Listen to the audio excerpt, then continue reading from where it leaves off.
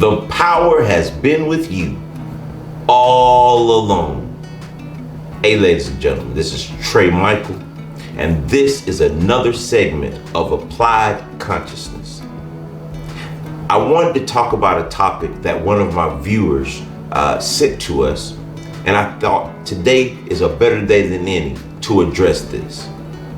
Now, what the viewer wanted to know was, what were some steps or processes that I've learned on my spiritual awakening journey to forgive myself for some things that I've done in my past? And I want to let you guys know this, and ladies, that in order to love someone else, you have to start with yourself.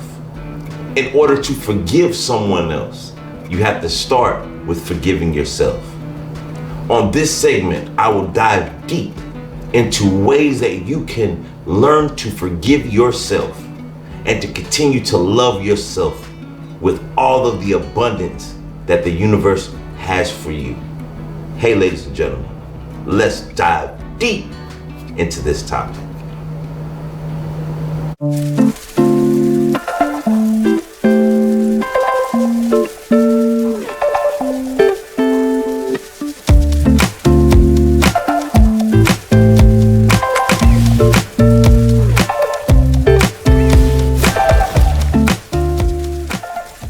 Well, listen, when it comes down to trying to forgive yourself or finding the strength to forgive the things that you've done in your journey or on your journey, I am one of the people who can definitely say I understand how you feel. I want to first start like this, you guys. I grew up in a household of loving people. For me to say that I didn't, that would be a lie. I grew up in a compassionate household with my grandmother, my grandfather, my two uncles, my aunt and my mother, and with all of my cousins, and we were taught love and affection. The Michael family from Alabama, where I'm from, we were known in the community for being the most loving people and caring people, you know. And when I decided to stray away or be the black sheep, I felt a lot of pain in places inside of me that I felt like I could never be accepted back to my family. I felt ashamed. And it took me a very long time to learn this process that I'm going to share with you today. Now, what I did was I was the first person in my family, and hopefully the only person that was in my family that went to prison. See, I come from a family that was pretty well off. There was no need for me to do a robbery. That's what I went to prison for. I went to prison for robbery. Now, that sounds crazy because you come from a household that doesn't need these things. They were actually a charitable family. They went out and did charitable things in the community. And here you go to go off and go commit robberies and selling drugs and doing heinous criminal activities. And after I matured and grew up a little bit, I still felt a little resentment, as if, well, maybe I've slandered my family's name. Maybe I have not lived up to the expectations that were placed upon me from birth. And it took me a very, very long time to find out why, one, that occurred, and two, how to change my perception of the event of what I so-called did, or the crimes that I did, or the bad guy that I was. So I want to first start like this.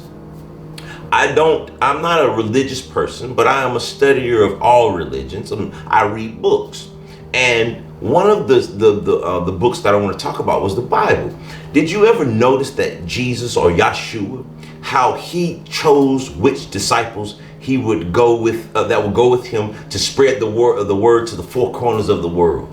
Now, he could have went and found the outstanding Torah reader back in the days who had sinned not. But instead, he went and found people like Matthew. He found tax collectors, ones who were going in to saying, hey, Caesar says you owe him 2 pints, but I'm going to need 3 and 4. And if not, we're going to lock you up.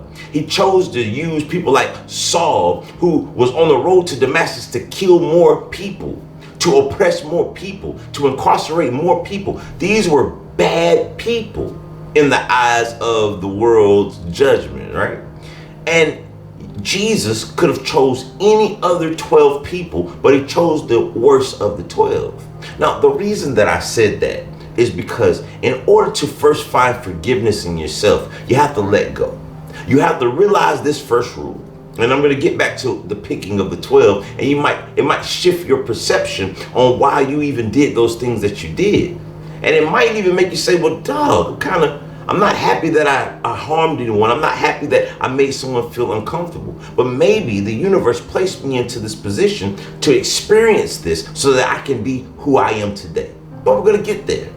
Now, like I was saying, if you swap your perception of the viewpoint of what occurred, then it makes it easier for you to forgive yourself. Now, I'm not saying to close your eyes and say, no, I never did it. It wasn't me. No, you have to own this. You have to own what you did and realize that there's nothing that you can do to stop what had occurred in the past. See, that's kind of like living in the past and you're stealing your now moment. So I want to say this to that viewer: whatever sin that you did, whatever bad thing that you feel is unforgiving, you have to realize this: the universe makes no mistakes. And whatever you went through for a reason. I want to see if I can give it to you this way. On my journey, I have spoken to so many people that have been in what we call the street life. And I realized that those people really took heed to my words, even with my polo shirts on, because there was a sly smell or a vibration of that remnants of the past life that I've once lived. And those people can kind of look you in your eyes and tell if you're blowing smoke or if you really walked that path. So I want to say it like this: how could an individual who's never lived the street life of selling drugs and robbings and shootings and things of this nature, how could you ever go to those people to tell them that that way that they're doing it is not conducive for their life and that there's a way out, unless you have been in that environment and made it out? How could I, who have never been raped before, go and tell a group of people who've had the experience of being raped how they can just overcome and how they shouldn't play victim and they should be okay, if I've never experienced that? How can I tell a person that's homeless, being that I've never been homeless, that, hey, there's a way away from that? How can a person who's never been a thief tell the thief, I understand what you're going through, and give them a 1, 2, 3 or ABC step-by-step way out of the situation that they're going through? So what happened to me was the black sheep pulled away from the family because the universe had a higher calling for me. See, the universe needed for me to go to my lowest point so that I could one day reach my highest point. That thing that you did or you partook in was a learning curve, was a learning lesson for you. Because trust me, if the universe wanted to stop you, it could have opened the earth up and dropped you down. Now, I know that's a touchy topic and a lot of people are like, wait a minute.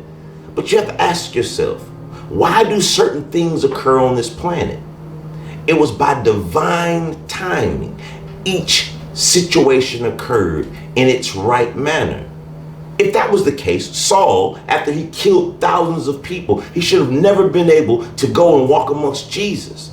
But I assure you, when they saw Saul, which now they call Paul, they were like, wait a minute, if that guy changed, then I know it's a way for me to do it.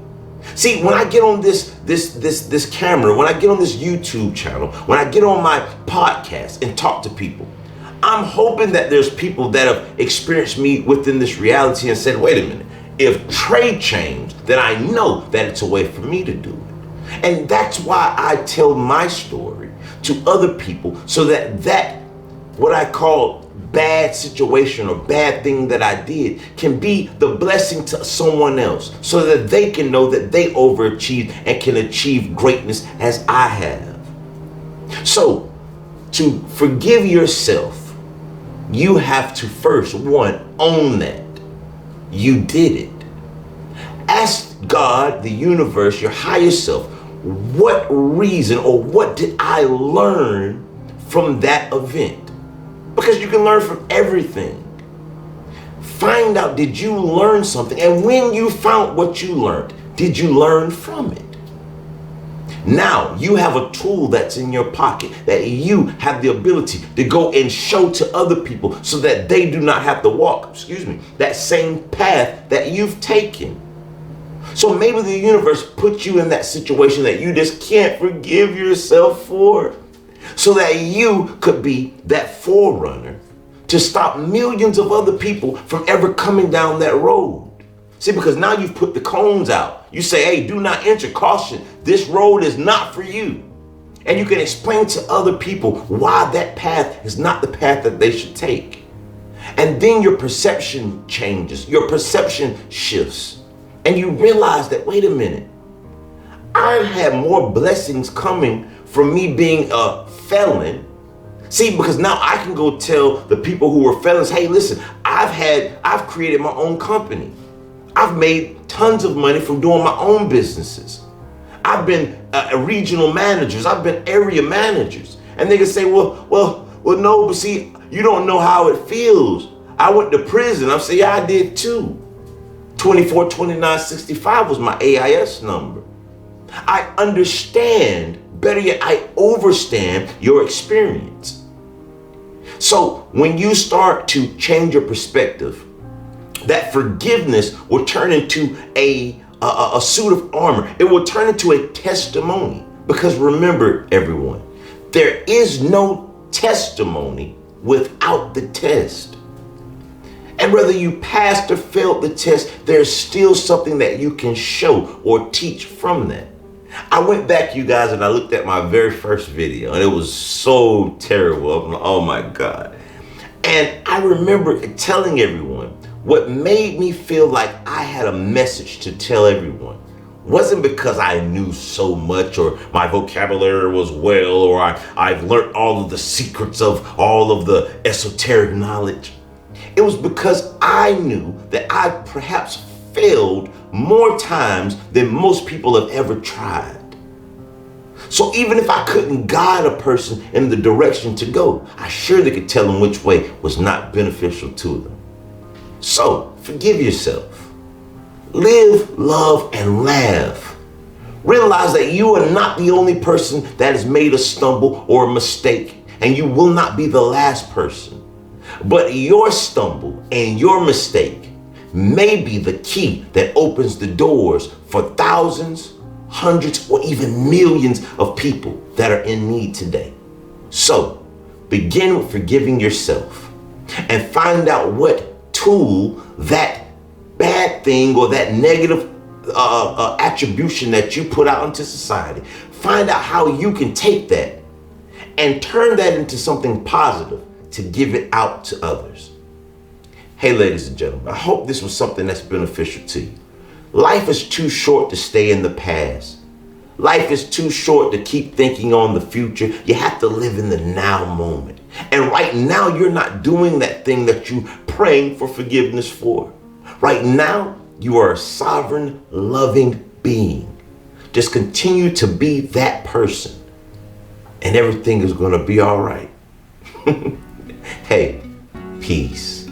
And like we always say, namaste, namaste, namaste, peace. Say it again. Trey, did you do that? Yeah, but that was in the past. Hey, judge the tree by the fruits right now. Peace.